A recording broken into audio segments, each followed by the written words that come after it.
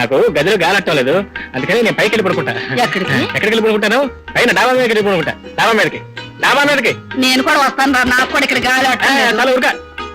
నేనంటే కొత్త పెళ్లి కొడుకుని, పైగా ఆషాఢ మాసం అవస్థపడుతున్నాను. నాకు గాలట్టం అర్థం ఉంది కానీ నీకేంటి తీపురం? ముసలి ఇక్కడ పడుకో. ఇగో కావాలంటే 2 సార్లు పెట్టుకో. మల్లెపూల అమ్మా రావడా దేవుడా, అన్ని నీ కంట్లో పడతాయి. అది కాదు ఈ మల్లెపూలు. ఆ పాయింట్ వదిలే. ఆషాఢ మాసం రాత్రి డాబా మీదకి మల్లెపూలు, ఈ పాయింట్ వదిలేమంటాడే. అమ్మో ఏంటబ్బా డాబా మీదకి వెళ్తున్నా అంత గట్టిగా అరిచాను, అయినా నల్లదేంటి?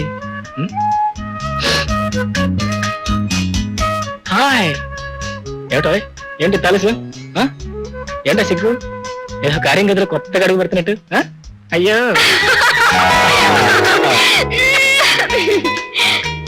అవును ఏమండి, అంత పెద్దగా డాబా మీదకి వెళ్తున్నా అని చెప్పారు కదా, ఎవరికి?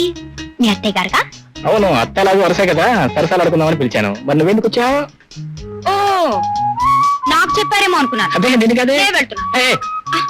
ఊరికి పంపించడానికి కదా, ఊరిని తిరిగి మల్లెపూలు తీసుకొచ్చింది. మీరే కదా వెళ్ళిపోమన్నారు.